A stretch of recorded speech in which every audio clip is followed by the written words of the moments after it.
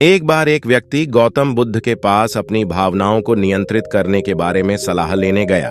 वह व्यक्ति गुस्से और हताशा से जूझ रहा था और वह अपनी भावनाओं को बेहतर ढंग से प्रबंधित करने का तरीका ढूंढ रहा था। बुद्ध मुस्कुराए और उसे बैठने के लिए कहा। उन्होंने कहा, मैं तुम्हें एक कहानी सुनाऊंगा। एक समय की बात है। एक राजा था जिसने एक समृद्ध देश पर शासन किया। एक दिन उसने पड़ोसी राज्य का दौरा करने का फैसला किया। उसने सुना था कि उस राज्य का राजा अपनी बुद्धि के लिए प्रसिद्ध है। जब राजा पहुंचे तो उनका बड़े सम्मान के साथ स्वागत किया गया। दावत के दौरान पड़ोसी राज्य के राजा ने उनके सम्मान में एक भव्य दावत की व्यवस्था की थी। राजा ने अपने सूप में एक मक्खी देखी। वह निराश हो गया और उसने अपने नौकर को सूप का एक और कटोरा लाने का आदेश दिया। पड़ोसी राज्य के राजा ने यह देखा और कहा, महामहिम, कृपया क्रोधित न हो। यह तो बस एक छोटी सी मक्खी थी, इससे कोई फर्क नहीं पड़ता। राजा ने उत्तर दिया, मैं ऐसी बातें बर्दाश्त नहीं कर सकता। एक छोटी सी मक्खी भी मेरे पड़ोसी राजा का मूड खराब कर सकती है। किंगडम मुस्कुराया और कहा, महामहिम, मुझे आपको एक सलाह देने की अनुमति दें। आपका मूड मक्खी ने नहीं, बल्कि उस पर आपकी प्रतिक्रिया ने खराब किया है। आपके पास अपनी भावनाओं को नियंत्रित करने की शक्ति है। उन्हें आप पर नियंत्रण न करने दें। राजा को इन शब्दों में समझदारी का एहसास हुआ और वह उसी दिन से अपने राज्य में लौट आया। उन्होंने उन स्थितियों पर प्रतिक्रिया न करने की कला का अभ्यास करना शुरू कर दिया जो पहले उनकी भावनाओं को भड़काती थीं। उन्होंने पाया कि वह चुनौतीपूर्ण परिस्थितियों में भी अपना संयम बनाए रखने में सक्षम थे और बेहतर निर्णय लेने में सक्षम थे। प्रतिक्रिया न करने की शक्ति हम सभी के लिए एक महत्वपूर्ण सबक है। हम अक्सर परिस्थितियों पर बिना सोचे समझे प्रतिक्रिया करते हैं और इसके नकारात्मक परिणाम हो सकते हैं। क्रोध और हताशा के साथ स्थितियों पर प्रतिक्रिया करने से दूसरों के साथ हमारे रिश्ते खराब हो सकते हैं और स्पष्ट निर्णय लेने की हमारी क्षमता में बाधा आ सकती है। हालांकि यह समझना महत्वपूर्ण है कि प्रतिक्रिया न करने का मतलब यह नहीं है कि हमें अपनी भावनाओं को दबा देना चाहिए। भावनाएं हमारे मानवीय अनुभव का एक स्वाभाविक हिस्सा हैं और आवेगपूर्ण प्रतिक्रिया करने के बजाय उन्हें स्वीकार करना महत्वपूर्ण है। हमें अपनी भावनाओं को संसाधित करने और सोच समझकर उन्हें विकसित करने के लिए समय निकालना चाहिए। दुनिया के दूसरे हिस्से में माइकल नाम का एक युवक रहता था। माइकल एक बहुत ही भावुक व्यक्ति थे और वह अक्सर उन स्थितियों पर आवेगपूर्ण प्रतिक्रिया करते थे जो उन्हें परेशान करती थीं। वह क्रोधित हो जाता था और आहत करने वाली बातें कहता था जिससे बहस होती थी और भावनाएं आहत होती थीं। एक दिन माइकल ने अपनी भावनाओं पर नियंत्रण रखने का फैसला किया। वह जानता था कि उसकी आवेगपूर्ण प्रतिक्रियाएं फायदे से अधिक नुकसान पहुंचाती हैं और वह बदलना चाहता था। उन्होंने माइंडफुलनेस और ध्यान का अभ्यास करना शुरू कर दिया, जिससे उन्हें अपने विचारों और भावनाओं के बारे में अधिक जागरूक होने में मदद मिली। उन्होंने प्रतिक्रिया न करने की कला का भी अभ्यास करना शुरू कर दिया। जब भी वह खुद को ऐसी स्थिति में पाता है जो सामान्य तौर पर उसकी भावनाओं को भड़का देती है, वह एक कदम पीछे हटता और कुछ गहरी सांसें लेता। फिर वह कॉर्नरली स्थिति का आकलन करेगा और पहले सोच समझकर जवाब देगा। माइकल के लिए अपनी भावनाओं पर काबू पाना मुश्किल हो गया था। वह अब भी क्रोधित और निराश हो जाएगा, लेकिन वह एक कदम पीछे हट जाएगा और आवेश में प्रतिक्रिया नहीं करेगा, क्योंकि वह अभ्यास जारी रखेगा। उन्होंने पाया कि इसे नियंत्रित करना आसान हो गया है। माइकल ने अपनी भावनाओं पर यह भी गौर किया कि दूसरों के साथ उसके संबंधों में सुधार हुआ। वह अब बहस में नहीं पड़ रहा था और न ही लोगों की भावनाओं को ठेस पहुंचा रहा था। वह शांतिपूर्वक और विचारपूर्वक संवाद करने में सक्षम था, जिससे उन्हें मजबूत रिश्ते बनाने में मदद मिली। एक दिन माइकल का दोस्त सलाह के लिए उसके पास आया। उसका दोस्त कठिन समय से गुजर रहा था। वह बहुत परेशान महसूस कर रहा था। माइकल ने अपने दोस्त की समस्याएं सुनी और सांत्वना और समर्थन के शब्द पेश किए। उसके मित्र ने उसे धन्यवाद दिया और कहा, तुम्हें हमेशा पता होता है कि क्या कहना है, तुम कभी क्रोधित या परेशान नहीं होते?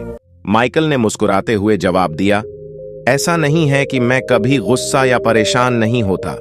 बात सिर्फ इतनी है कि मैंने अपनी भावनाओं पर नियंत्रण रखना सीख लिया है और उन्हें खुद पर नियंत्रण नहीं करने दिया है। यह एक शक्तिशाली उपकरण है जिसने मुझे अपने रिश्तों और समग्र कल्याण को बेहतर बनाने में मदद की है। माइकल का दोस्त प्रभावित हुआ और उसने उससे पूछा कि उसने अपनी भावनाओं को नियंत्रित करना कैसे सीखा। माइकल ने सचेतनता और प्रतिक्रिया न करने की शक्ति के बारे में अपना अनुभव साझा किया। उन्होंने अपने दोस्त को इसे स्वयं आजमाने के लिए प्रोत्साहित किया और उनका दोस्त समय के साथ सलाह के लिए आभारी था। माइकल अपने शांत और विचारशील व्यवहार के लिए जाने गए। वह कठिन परिस्थितियों को आसानी से संभालने में सक्षम थे और लोग उनकी ताकत और लचीलेपन के लिए उनकी प्रशंसा करते थे। उन्होंने सचेतनता का अभ्यास जारी रखा और प्रतिक्रिया न करने की कला, और उसने पाया कि इससे उसे आंतरिक शांति और खुशी का एहसास हुआ।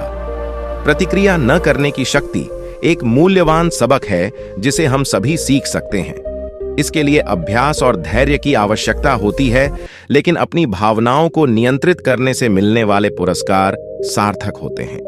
हम अपने रिश्तों को बेहतर बना सकते हैं, बेहतर निर्णय ले सकते हैं और अधिक संतुष्टिपूर्ण जीवन जी सकते हैं। राजा और माइकल की कहानी का नैतिक हमें सिखाता है कि हमारे पास अपनी भावनाओं को नियंत्रित करने की शक्ति है।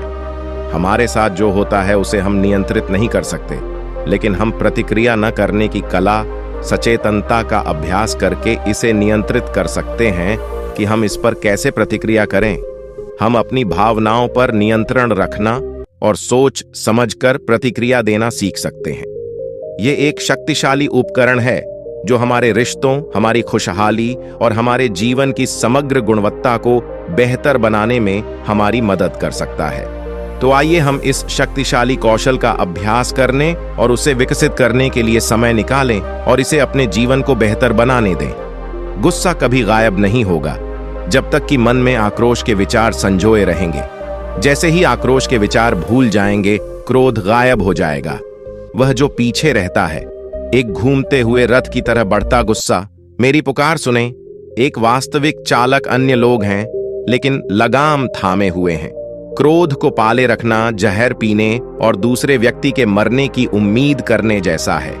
जो स्वयं पर विजय प्राप्त कर लेता है, वह युद्ध के मैदान में 1000 गुना विजय प्राप्त करने वाले दूसरे व्यक्ति से महान होता है।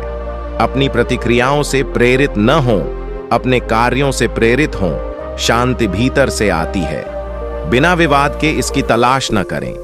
जैसे ही हमें गुस्सा आता है, हम पहले ही सत्य के लिए प्रयास करना बंद कर देते हैं और अपने लिए प्रयास करना शुरू कर देते हैं।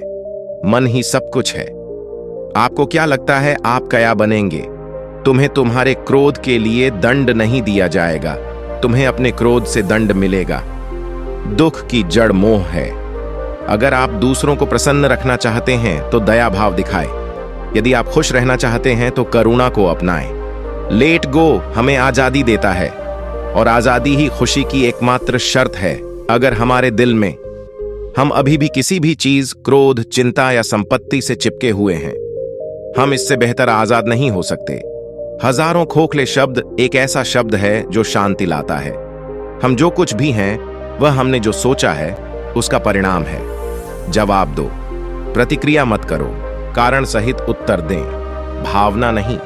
अंत में केवल 3 चीजें मायने रखती हैं। तुमने कितना प्यार किया, आप कितनी सहजता से रहते थे, और आपने कितनी शालीनता से उन चीजों को जाने दिया जो आपके लिए नहीं थीं। जो जीवन की एकता का अनुभव करता है, वह सभी प्राणियों में अपने आप को और सभी प्राणियों को अपने आप में देखता है और हर चीज को निष्पक्ष दृष्टि से देखता है। साझा करने से खुशी कभी भी कम नहीं होती है। हम अपने विचारों से आकार लेते हैं, जैसा हम सोचते हैं वैसे हो जाते हैं। अतीत में मत रहो, भविष्य के सपने मत देखो, मन को वर्तमान क्षण पर केंद्रित करें। 3 चीजें ज्यादा देर तक छुपी नहीं रह सकती: सूर्य, चंद्रमा और सत्य। सच्ची खुशी पाने का एकमात्र तरीका चीजों और लोगों के प्रति अपने लगाव को दूर करना है। मन ही सब कुछ है। आपको क्या लगता है आप क्या बनेंगे? ये मनुष्य का मन है, न कि उसका दुश्मन या दुश्मन जो उसे बुरे रास्ते पर ले जाता है। एक विचार जिसे विकसित किया जाता है और क्रियान्वित किया जाता है, वह उस विचार से अधिक महत्वपूर्ण होता है जो केवल एक विचार के रूप में मौजूद होता है। जुनून के समान कोई आग नहीं है, शार्क जैसी कोई नफरत नहीं है, मूर्खता जैसा कोई फंदा नहीं है, लोभ के समान कोई धार नहीं है। हम जो सोचते हैं वह बन जाते हैं। हम जो कुछ भी हैं वह सब हमारे विचारों से उत्पन्न होता है। अपने विचारों से ही हम दुनिया बनाते हैं। अगर आप उड़ना चाहते हैं, आपको वह चीज छोड़नी होगी जो आप पर भारी पड़ती है। अगर आप दुनिया को बदलना चाहते हैं तो सबसे पहले खुद को बदलें। खुशी कोई बनी बनाई चीज नहीं है, यह आपके कार्यों से आता है। परेशानी यह है कि तुम्हें लगता है तुम्हारे पास समय है। मन पानी की तरह है, जब यह अशांत होता है तो इसे देखना मुश्किल होता है। जब यह शांत होता है तो सब कुछ स्पष्ट हो जाता है। स्वर तेज चाकू जैसा है, खून निकाले बिना पहाड़ियां। बुद्धिमानों के नक्शे कदम पर चलने की कोशिश मत करो। वे जो खोज रहे थे उसे खोजो। पवित्रता या अपवित्रता स्वयं पर निर्भर है। कोई किसी को पावन बना नहीं सकता। आइए उठें और आभारी रहें। अगर हमने आज बहुत कुछ नहीं सीखा, कम से कम हमने थोड़ा सीखा। और अगर हमने थोड़ा नहीं सीखा तो कम से कम हम बीमार नहीं पड़े। और अगर हम बीमार पड़ गए तो कम से कम हम मरे नहीं। तो आइए हम सभी आभारी रहें कि जीवन में एकमात्र वास्तविक विफलता सबसे अच्छे व्यक्ति के प्रति सच्चा न होना है।